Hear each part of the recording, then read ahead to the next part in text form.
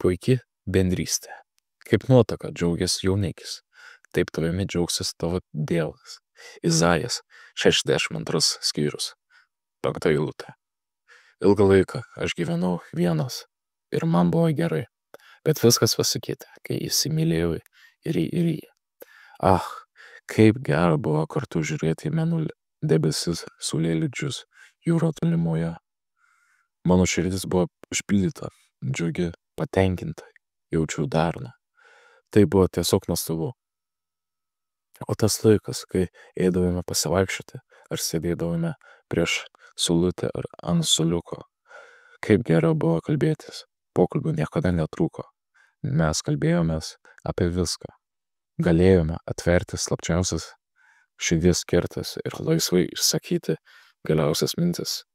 Nejautėme jokios baimės pasakyti kažką juokingo ar ką nors ne taip. Širdimi ir siela mes buvome viena. Tokie yra santykiai, kurios Dievas nori užmėgsti su mumis. Žinoma, mums gali būti gerai ir vieniems, bet smagiau dviese ar tryse, sužadėtiniu ar sutuoktiniu. Dievas vienas su Dievu. Jis yra mūsų centras, bet mūsų partneris netampa nesvarbus. Su Dievu yra darna, nėra jokio pavydo. Lygiai taip pat, kaip vyras džiaugiasi savo nuotaką ir mato joje tik geriausia ir gražiausia, taip Dievas džiaugiasi mumis. Kokie glaudūs ir darnūs yra meilės santykiai tarp mylimųjų. Tokių santykių Dievas nori su mumis. Taip nuostabu su juo kartu eiti per dieną, metus ir visą gyvenimą. Jis turėtų pilnai gyventi mūsų širdyje, jaustis joje patogiai, tarsi namuose. Mes norime kiekvieną dieną iš naujo surišti vienybės raištį, norime kartu pradėti ir baigti dieną. Niekas negali stovėti tarp mūsų, viskas turi būti nedėlsiant pašalinta. Kiekviena tamsi mintis, kiekvienas greitas, piktas žodis, kiekvienas savanaudiškas troškimas, kiekvienas blogas veiksmas. Tuomet iš tikrųjų niekas negalės mūsų daugiau atskirti.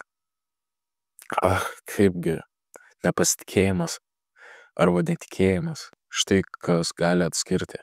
Jėzus dažnai liūdi, nes mes jo nepasitikime, jam ne viską patikime, turime per mažai tikėjimo. To mes nuliūdiname jį ir bendrystę su juo. Kaip gerai, kad jis toks kantrus su mumis ir vėl pradeda iš naujo.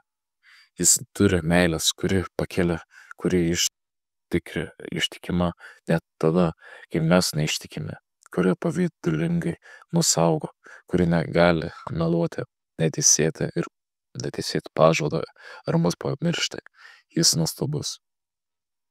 Ačiū Jėzau, tu esi nuostabus ir man patinka būti su tavimi. Tuomet mane apima džiaugsmas ir ramybė, darna ir priėmimas. Jis atleidžia visas kaltes ir nebelieka gėdos. Yra viltis rytojui ir kiekvienai dienai. Taip Viešpatie, su tavimi gera. Amen.